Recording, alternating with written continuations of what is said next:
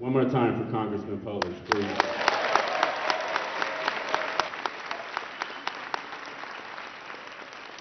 I'm gonna say no more. I want you to say drug war. No more. Drug war. No more war on Drugs. No more war on people. People. All right, reformists. Now I want to introduce somebody who has never ceased to impress me. Somebody who basically, I hate to cuss so early in the morning, but he knows his shit. It's that simple, but at the same time, he's always willing to learn. He's always willing to listen, and he's always willing to better his craft as we strive for sensible drug policy. I want you to get some air in your lungs, and please welcome our fearless leader, Ethan Nadelmann.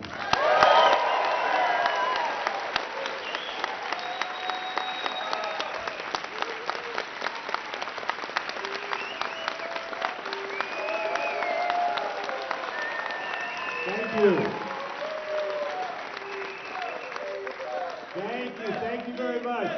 Thank you, Asha. Thank you, Aoife, for those brave words. Thank you, Congressman Paulus. Thank you, Stephanie, for the amazing amount of work you've done putting this together. So, and first, if we can all just start by thanking the people of Colorado and Washington, too, for leading the way on freedom in America. And I also have to say, quiero decir a nuestros amigos y comrades de México, de Brazil, de Argentina, Uruguay, de Costa Rica, Argentina, de Latin America, bienvenidos a mi país. Y bienvenidos al primer estado, junto con Washington, que dice no más a la prohibición de marihuana. Y también quiero decir, ojalá que en el próximo mes en Uruguay también. You all get that? Okay. Well, look, I mean, I gotta say, what I want to talk about today, I mean, it's about both the process of our taking our movement to the next stage, and it's also about the ways in which we challenge ourselves intellectually and broaden out, right? Because my colleagues always hear me talk about the DPA thing. You know, the Drug Policy Alliance thing. What's the DPA thing? It's about always finding the ways to connect the dots. That we are not just a movement for legalizing marijuana, and we're not just a movement for reducing incarceration. We're not just a movement within the United States, and we're not just a movement for treating addiction as a health issue. We are always trying to weave and spin. And that's what I find so wonderful about this job and this task and this life is about the ways it requires each of us to open up to something new, right? And that includes our hearts and our minds as well.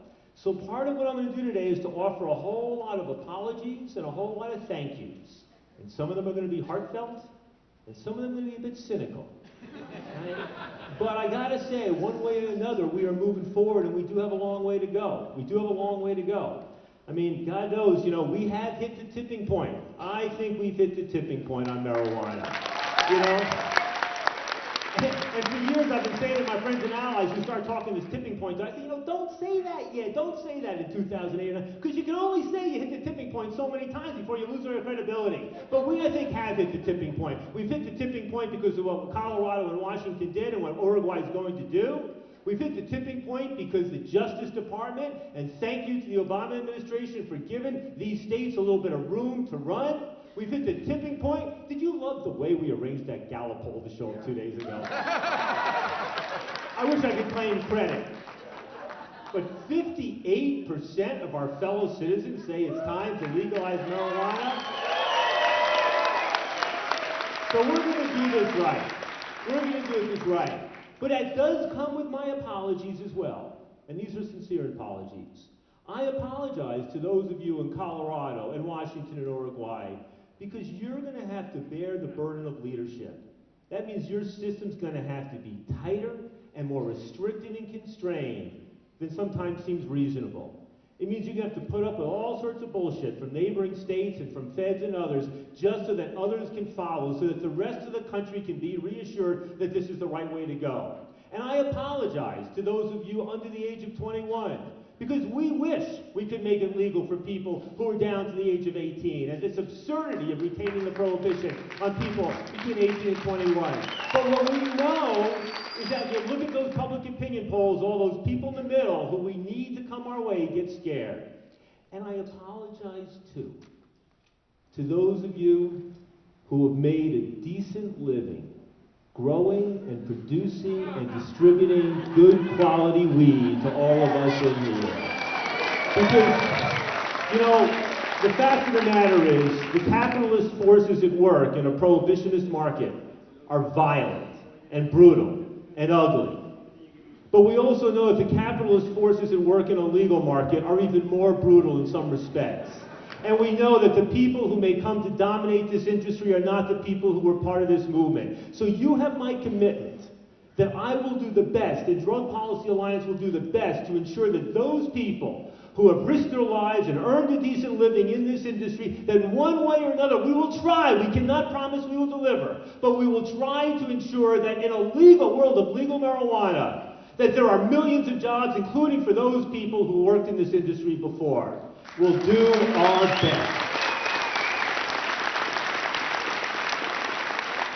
But you know, of course, and you'll have to forgive me if I repeat what I've said in past years here, we are not, of course, just a movement of people who like marijuana and relish our psychedelics and who can't stand the fact that the government wants to take away our freedom and treat us as criminals for what we put in our body, for the weed we smoke, the psychedelics that inspire, and all the other drugs we enjoy, and that we do so responsibly. Right? We are also a movement of those people who have seen the worst that drugs can do, of the people who hang on and embrace sobriety every day, of the people who have that addiction running through multiple generations of their family, of the people who have seen their kids start with weed and go on to harder drugs, of the people who have lived with siblings and others dying of HIV and hepatitis C and seen the horrors of drug addiction in our society, who wish that we could have a drug-free society but know that that is not impossible. That is not possible. And we're also, of course, the people who don't give a damn about drugs, but who can't stand the fact that we live in a country that has less than 5% of the world's population, but almost 25% of the world's prison population. That we live in a world in which racism permeates our drug policies. That we live in a world in which we prefer to let people die than provide them with a clean needle or an antidote or naloxone to prevent their dying. That we live in a world in which prosecutors and law enforcement are willing to shred the Constitution in the name of a war on drugs. That we live in a world in which doctors shy from carrying out their professional responsibilities because of drug war ideologies. That we live in a world that propagates myths to our children and puts them at greater risk. So who are we, this growing drug policy reform movement? We're the people that love drugs. We're the people that hate drugs. And we're the people that don't give a damn about drugs. But every one of us believe that this war on drugs is wrong, wrong, wrong. That this is no way to live with the reality of drugs in our society in America and around the world.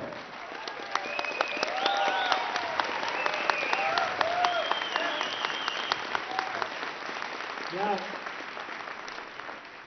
what is it we're fighting for? What is it we're fighting for? Freedom! Is it simply to legalize it all? Well, some of us, yes. Some of us, yes. Some of us believe deeply in our hearts and everything we think that, in fact, the best way would be to treat every drug the way we treat alcohol or cigarettes today, and that might be the answer. And there's a possibility that those of us who think that way may, in fact, be right. May, in fact, be right. But what I also know is that to make that argument to the broader public, the public that has engaged and accepted now that marijuana should be legally regulated but cannot imagine doing that with the other drugs, that we need to hold their hands and engage them on a different basis. When people say to me, so what is it, Ethan? What a Drug Policy Alliance, what are you guys fighting for? And I step back and I give them an intellectual construct. I say, let me put this in one admittedly long sentence. And I'll start by saying, imagine all drug policies as arrayed along a spectrum. At the one end, the Saudi Arabia, Singapore, cut off their heads, pull out their fingernails, throw them away in pseudo-drug treatment camps, whip them, you said it, down to the other end, no controls whatsoever, cigarette policy of the 60s, Milton Friedman's wet dreams, right?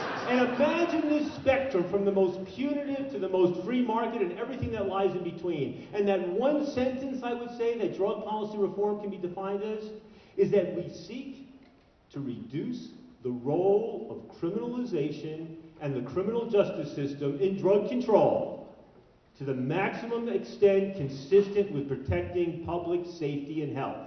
We seek to reduce the role of criminalization and the criminal justice system in drug control to the maximum extent consistent with protecting public health and public safety. We want to move it down, down, down. We want to get rid of those mandatory minimums and reduce those prison populations, right? We want to end the criminalization of drug possession and embrace the Portugal model. We want to take marijuana out of the criminal justice system, and we want to treat addiction more and more as a health issue. We want to ensure that people have clean needles and the help they need. We want to get resources shifted from the criminal justice system to health and education. We want to make sure that the people struggling with whether they're pharmaceutical opiates or heroin, that naloxone is in every medicine cabinet in America so that they are not dying, right? We want to move it down, down, down. And then we want to see how much further can we push it. How much further can we push it before the risks, if they exist, of broader legalization exist?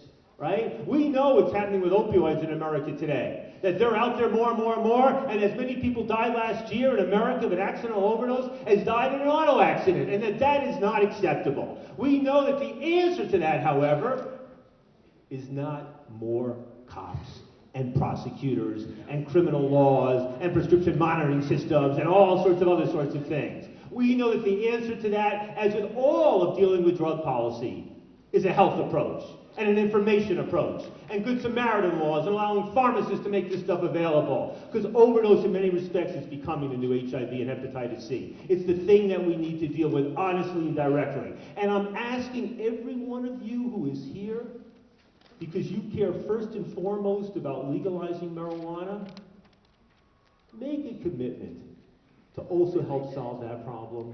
And not just by telling everybody that marijuana is a better painkiller than the opioids, because it is for some, but it's not for others. But that's part of our building a movement.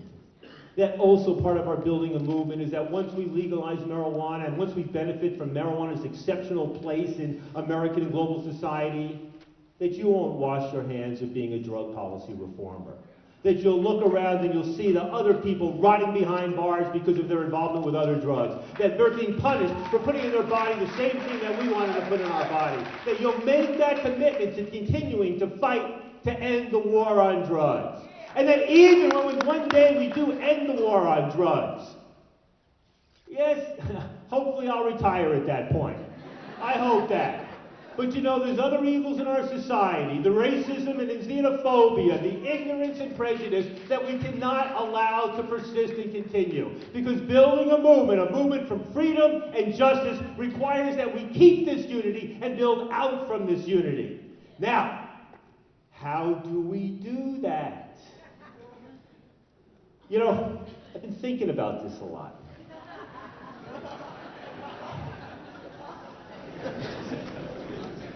And the thing I keep coming back to is that wonderful prayer. That prayer that was crafted by Ronald Niebuhr and the theologians in years past, embraced by our friends who are in recovery today. And if I could just modify it a bit, that prayer that says, grant us the serenity to accept the things we cannot change, the courage to change the things we can, and wisdom to know the difference. That's a prayer not just for people hanging on to sobriety every day, but a prayer for all of us. Now, what does that prayer mean more broadly for a movement? And then I started thinking, I was reflecting about all the years I've been building Drug Policy Alliance and asking myself, what's the defining feature of those of my colleagues at DPA and others in the movement who have been most successful? You know what I think it is? I think it's been that willingness to step out of their comfort zones. The comfort zones are a handcuff. And and it gets harder and harder to step out of those comfort zones as we get older and older. It's just the nature of things. But finding the way, it's when you step out of your comfort zone. It's when the shy person who fears to speak gets up like Aoife did today and speaks. It's when the person who thinks they can't write just keeps writing and writing and writing until it flows out of them. It's when the person who thinks they're just comfortable with the marijuana issue branches out to the broader issue. It's when the people who think that the only reason they're fighting the war on drugs is because of how racist it is, begins to understand all the other dimensions of this struggle. It's when the people in Latin America who think that if only the America would get out of the way, we could solve our problems, understand that this is a broader global struggle. It's the ways in which we challenge ourselves to read our books and challenge our own prejudices. It's the ways in which the people in recovery stop damning the people in methadone and understand that they're part of this movement too, right? It's all the ways in which we challenge ourselves and open up to a new way of thinking and being and building this thing, right? Because the fact of the matter is we may be at the tipping point on marijuana, but 2 states down and 48 to go, and hopefully 1 country down and 200 to go, that's a long way to go. It's a long way to go, and that means we got to be smart, right? It means that some of the greatest challenges, when we say what can we not change? What is that serenity piece about? That's for me, it's first and foremost about dealing with my fellow allies. One thing when you're in a political movement is the people who give you the most grief, the people you most want to strangle, it's not our opponents out there, it's our fellow allies. Damn, I think sometimes we just know them too well. And when people say, why can't we all just get along? And I say to the people who say, why can't we just get along? Shut the hell up. What do you mean get along? We're human beings. We gotta fight. We gotta fight it out. That's what building a movement is about. But you know what also it is about? It's about understanding. It's about understanding, right? That even as we fight and hate our allies, that we keep our eye on the prize. That we keep our eye on our prize. That we do not let internecine conflict and conflict over strategies and tactics and girlfriends and boyfriends and credit and funding get in the way of taking us to the next level. But the things we can change, the things we require the courage to change, that's about ourselves. That's about our ability, each and every one of us, to grow, to know the moment to follow and the moment to lead. To know the moment to say, I am not just going to settle for being a part of this movement, I want to be a part of this entire movement. And that the more that I can open up myself to this broader movement, the more I know. The more I know about the leadership that Portugal is providing, in terms of ending the criminalization of drug possession, the more I know about the New Zealand just did, by providing a path-breaking model for legally regulating drugs that people use for recreational purposes, the more I know about the leadership provided by Switzerland and other European countries in allowing people who cannot stop using street heroin to get their heroin from a legal source, the more I know about the medical benefits of marijuana and what the evidence is there, the more I know about what it means to do honest drug education, the more I know about the origins of these drug laws and the way in which racism permeates the origins of these drug laws. The more I open my heart to understanding the way racism, even if it may not exist in the laws of our society, still exists in the systemic structures and mindsets and conscious and unconscious of our society, understanding what all of that is about, that is the personal growth that is required, and that is the courage that we need. That is the courage we need. Because if we're at a tipping point on marijuana, we're only at a turning point when it comes to reducing mass incarceration in America. Attorney General Holder, Obama, damn them for saying 4 years ago that they would provide no leadership on this issue and so wait until we get a second term if we do. But thank you, President Obama, Attorney General Holder, for making good on that promise that when the second term came, you would provide some leadership. But more of that leadership needs to be shown. Because you know something? You know what ultimately I'm fighting for when it comes to mass incarceration in America? We have in America been truly exceptional. Nobody in the history of democratic societies has locked up our fellow citizens the way that we do. Nobody has. Nobody has locked up black people the way that we've locked up black people. Nobody has done these sorts of things. I'm fighting so that America can become average. I want our rates of incarceration to be the middle. And I want us to have the freedom to look at another country incarcerating people the way we do, and to accuse them, as people are accusing us, of committing a massive violation of human rights in our society. But the fact is, going from 2.3 million people behind bars to becoming average means going from 2.3 million people behind bars down to 500,000 behind bars. I'm worried that as we see these numbers begin to drop, and they are going to begin to drop, that we'll be satisfied just when we get them under 2 million. But we cannot be satisfied then. We cannot be satisfied when they're under 1.5 million. And we must not be satisfied if we reduce incarceration by 500,000 in America in the next decade, but land up putting another 5 or 10 million under the supervision of the criminal justice system.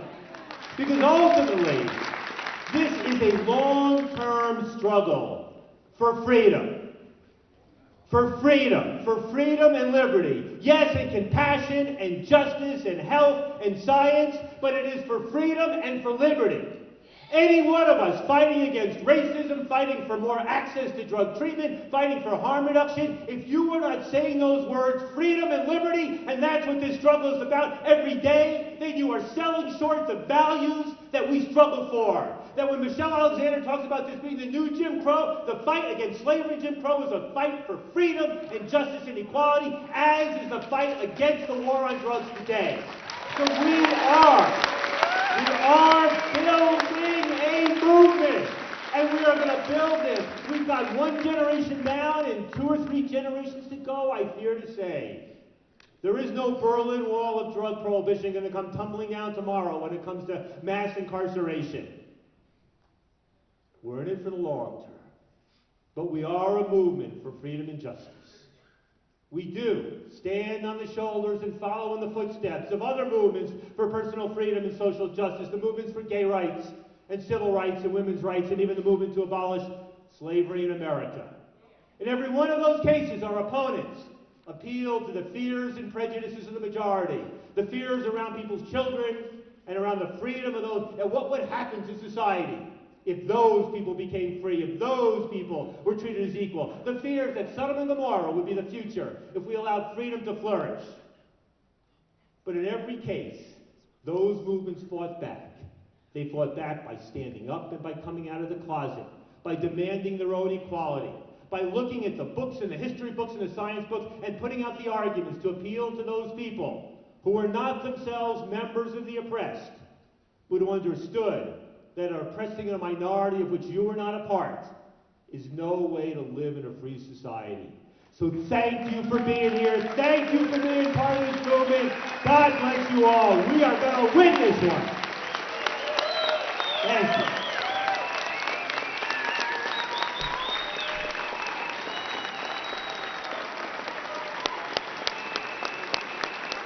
Thank you. Thank you so much. Thank you. And now it gives me great pleasure to introduce our final speaker of the morning session, my dear friend, the longtime board member of the Drug Policy Alliance, the senior servant at Metropolitan Interdenominational Church in Nashville, Tennessee, Reverend Edwin Sanders. Ed. I want you to stand back to your feet.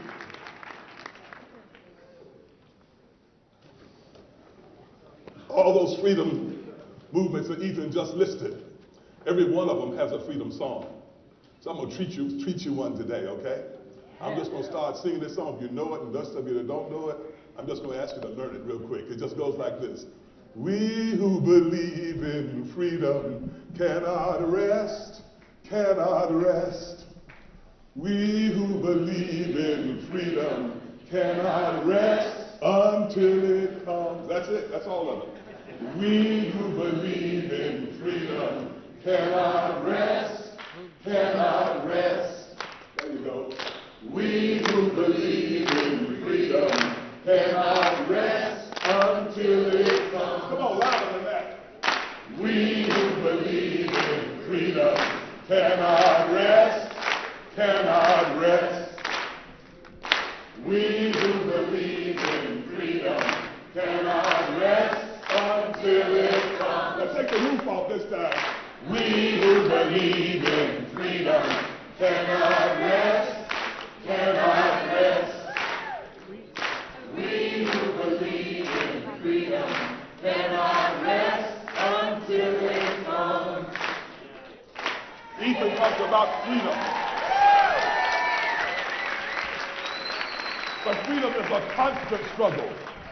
Freedom is not what we do on our day off. Freedom is not the business that we're about when it's convenient and easy. Freedom is not something that we can opt into and opt out of. Freedom is not something that we can excuse ourselves from when we desire. If we're going to be a part of this movement, there's a way in which we have to understand that we cannot rest until it comes. On August the 12th, Ethan sent me an email. And the first line of the email was, "What a day. If only every Monday was like this." I've held on to that ever since. Because we need to be the people who can stand up every day and say, "What a day." We need to be able to know that every day is the right day. It's not just the day when we've heard from Washington the news that we want and need to hear. It's not just the day when we've been able to have the experiences that allow us to have some sense of individual and collective success in our efforts. It's not just the day when we personally feel like something we've done has made a difference, but it's the day that has to become our everyday. Ethan said he wishes every Monday could be that way. I want every day to be that way, because there's a way in which we ought to be able to say every day, it's all right. It's all right. Now I want you to have that line. I'm used to talking to people who talk back to me. Yeah. All right? If you don't want to talk back, you ain't got to say amen, but nod, wink, or do something that lets me know you hear me. Right? And I think the first thing I want to say about this business about it's all right, and that's the line I want you to hold on to today, is just simply, it's all right. Let me hear you say that. It's all right. You see, it's all right today because we're the right people and we're in the right place. That's right. It's all right. All right. We're the right people in the right place. It's all right. It's the right day. It's all right. It's the right issue. It's all right. And if we allow ourselves to live up to the possibilities and potential that are locked up in the people in this room, we can be sure that the drug war will be brought to an end. It's all right.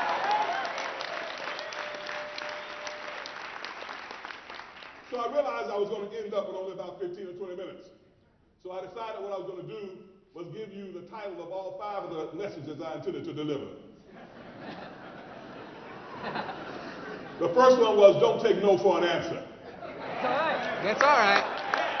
Is that all right? That's all right. The second one was, don't turn back. Yeah. The third one was, overcoming the culture of oppression. Yeah. That's right. The fourth one was, living in the shadows of the empire. Oh. And the fifth one is one that many of you all know, especially if you're a reggae fan. If you know Eddie Grant's voice at all, is living on the front line. That's right.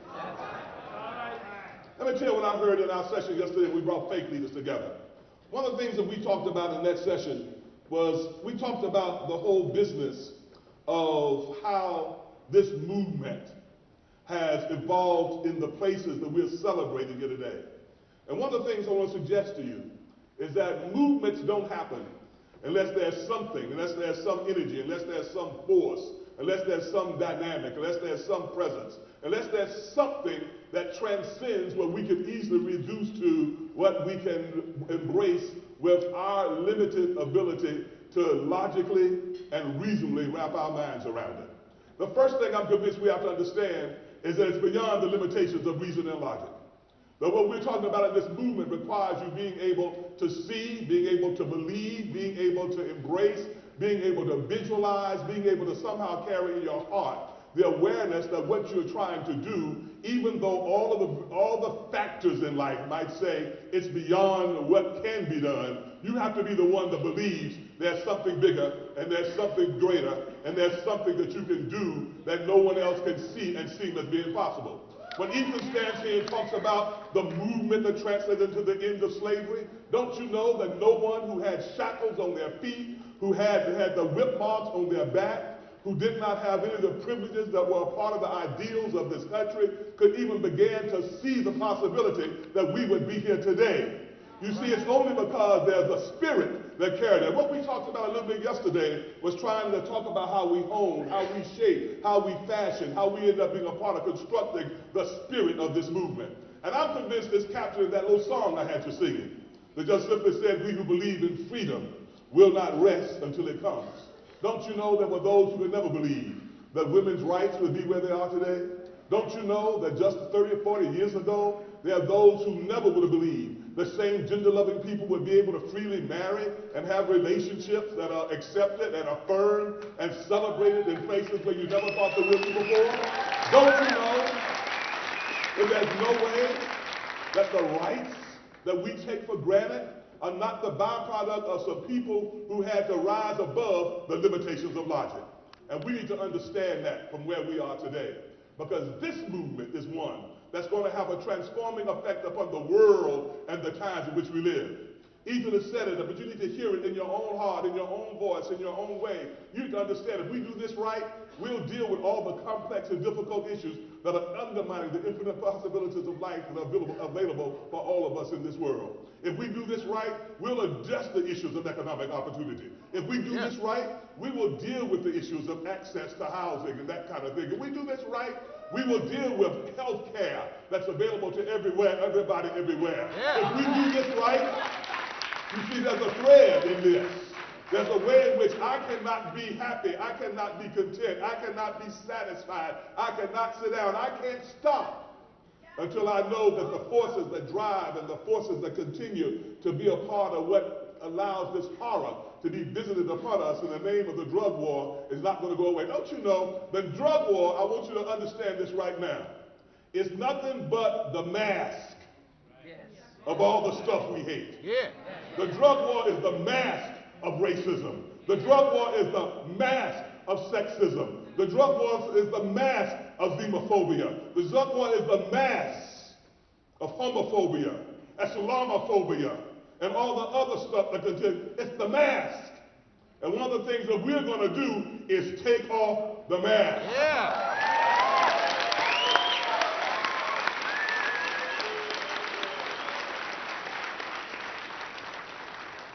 I'm almost ashamed to tell you this. I don't know why, but Ethan, I depend on Ethan to feed me information. That's my wife right there, Billy, y'all. Wave your hand, Billy.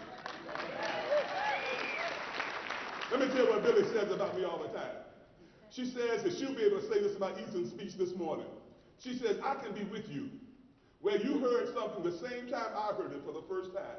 And the next time I hear you deliver the speech, I would swear it all originated with you. Now, I depend on Ethan all the time to feed me information. But yesterday, we started talking about the Netherlands and the way in which that country has made one of the more important steps historically in terms of dealing with this issue of drugs and rights. And the line that I picked up on, Ethan, which you never gave me before, was that evidently what undergirded that in the Netherlands was this line that all people are worth saving. Is that the line? All people are worth saving. Can you imagine what that means? All people are worth saving. You see, what that means is that gave a voice to a spirit. That gave a voice to a power. That gave a voice to something that transcends all the limitations and all the barriers of fragmentation and division. Because there's a way in which what we have to do at the heart, at the core, at the center of this movement is make sure that all of our efforts are shaped in a fashion that are affirming of all people. I like the way it was said a little bit earlier. It's ending the war on people who use drugs. Ending the war on people who use drugs. It's kind of like going to the doctor. I tell people all the time, you always want to go to a doctor who treats the person who has the disease versus the doctor who treats the disease that the person has. That might not sound like it's a big difference. But the difference is it's about people. It's not just about individuals, it's about community. It's about understanding that there's something inherent, that there's something that's a part of who we are as human beings that's always mitigating in the direction of trying to bring together, pull together, keep together, hold together the community of people. And some people, like Martin Luther King Jr., referred to it as the beloved community. But there was a community that had a heart in a way that allowed, as Howard Thurman said, when we engage each other, my relationship to you is when my heart connects with your heart. When my heart and your heart begin to resonate as one. When my heart and your heart come to be a part of a fabric that is seamless and cannot easily be torn apart because we've been woven into that which we are as a result of a spirit that's bigger than all of us. Yeah.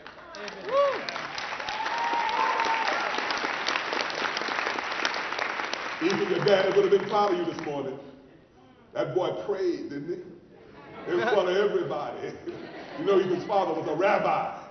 He learned it well. He heard it enough, and he knew it. I always like it with Ethan, too, because he always understands, like to call it at the last minute and say, Ethan, got to do a funeral, got to do a wedding, got to do this and another. But, you know, let me just tell you this.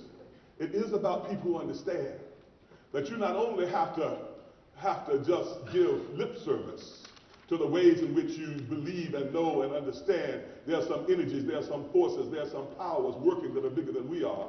But there's a way in which we have to appreciate the fact that we are the evidence of that fabric right now. We are the drug policy congregation.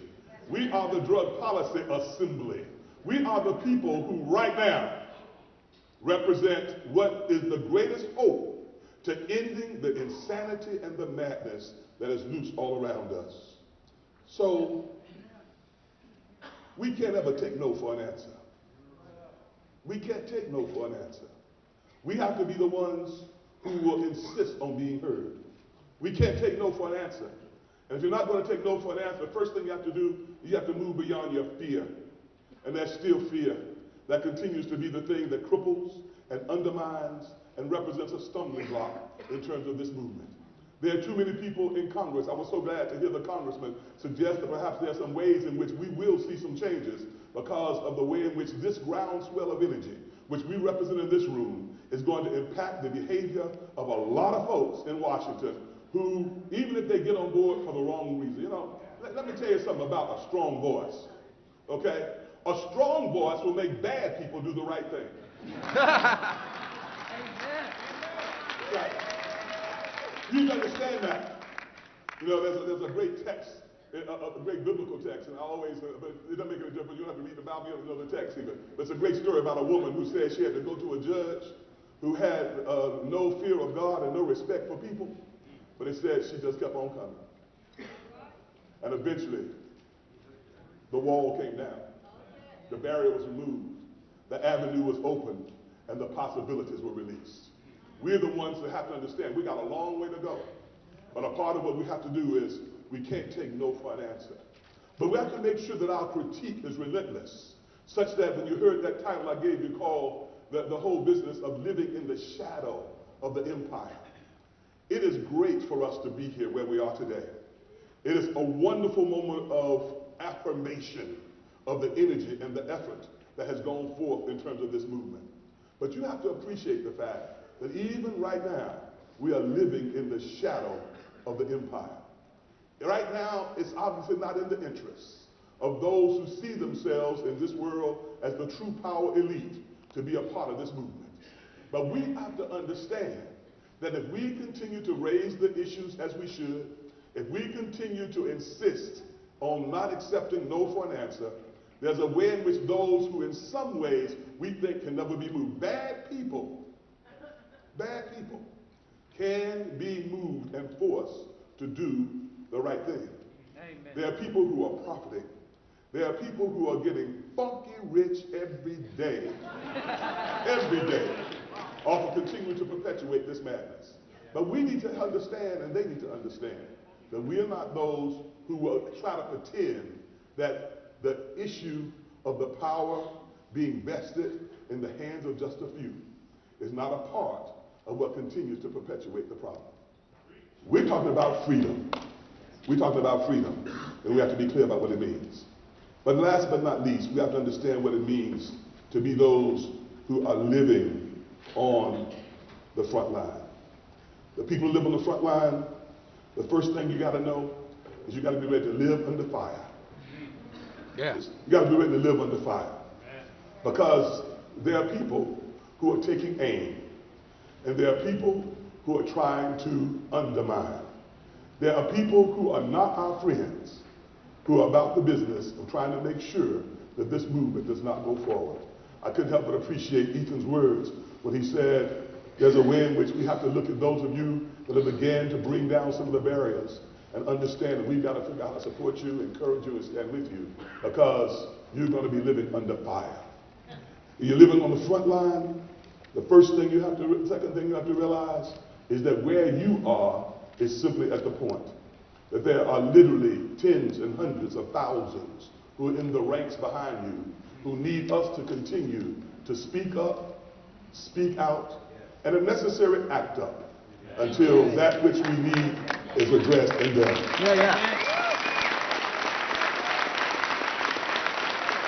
The third thing we have to do is we have to live in the way that for us says we will live in the light. You know, it's important not to allow ourselves to become in any way closeted, any way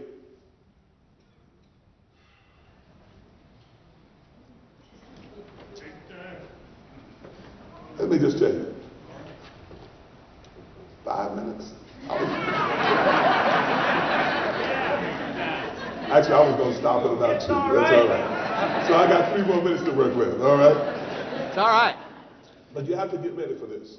You got to be able to live in the light every day. It's not easy. We're talking about bringing the faith community into this arena. And for us to speak the truth that needs to be and has to be spoken around this issue. And I should not say bring it to this time. The faith community has always been here and involved. But we're talking about a massive involvement in a way that we have not seen before, especially in the communities of those who are being disproportionately impacted more than others. We are blessed that we've now been able to create an alliance and a relationship with the Sam Proctor Institute and the work that they're doing. We're blessed in that the folks from PICO, who've always been there on social justice issues, have been there. We need to appreciate the fact that we do have an opportunity in the next few months, I'm convinced, to be a part of doing something that might see for us, Ethan, a greater return on the promises that were made in this last electoral season when the president won his second term. We need to be figuring out right now how to make sure that the midterm elections come out in a way that give the count. Let me tell you the reason why I have hope in that. I have hope in it because we're talking about a president who spent more than the last 2 decades, almost 3 decades of his life, organizing people around social justice issues in the south side of Chicago. Yeah. Now we got to figure out how we bring that energy Yeah. to bear with the presence in the White House. And when that happens, we're going to all know that we did the right thing in terms of our support and in terms of our, but that's only going to happen when we continue to be the ones who push the issues, stand up, speak up, and if necessary, act up. And the last thing I want to tell you is that you got to learn what it means to just keep the faith. Now, for some of y'all, that instantly takes you to a place of difficulty. Because some of y'all have been alienated from the institutions that you think of as being identified with faith. But what I'll suggest to you is that it's bigger than any religion in and of itself. It has to do with something that's inherent in us all. And that's the ability to believe in what you've heard me say now for the 4th time, the infinite possibilities of life. That's the only way you can believe in every person being a person that has worth. It's the only way you can believe. And what I'm saying to you today is that you have to keep the faith. Because you see, when you're on the front line and when you're under fire, you've got to be able to know that there is a power greater than you. That there is something that is a part and akin to the truth that we've been trying to deliver through this movement for a number of years now. And we have to be the ones who will stand in it, stand for it, and not let it go. We have to be the ones who are the champions of the disenfranchised, the marginalized, the left out, the forgotten, the put down, the held down, the kept down, the misused, the abused. We're the ones that have to be there every time a voice needs to be heard on behalf of those who are struggling every day to overcome the ways in which the ravages and the powers of this drug war have served to undermine the lives of so many. It happens when people like you and me and all of us stand up. Stand up. Stand up. Stand up. And speak up. Yeah. In the face of what might be a horror that's unfolding. We're the ones that know in spite of everything, it's what? It's going to be all right. It's going to be all right because we are the ones that are going to stand up. It's going to be all right because we're the ones that are going to speak up. Yeah. It's going to be all right because we're the ones that won't turn back. All right. We believe in freedom, cannot rest, cannot rest. We who believe in freedom cannot rest until it comes. We who believe in freedom cannot rest, cannot rest. We who believe in freedom cannot rest until it comes. One more round. Yeah, yeah. We who believe in freedom cannot rest, cannot rest. We who believe in freedom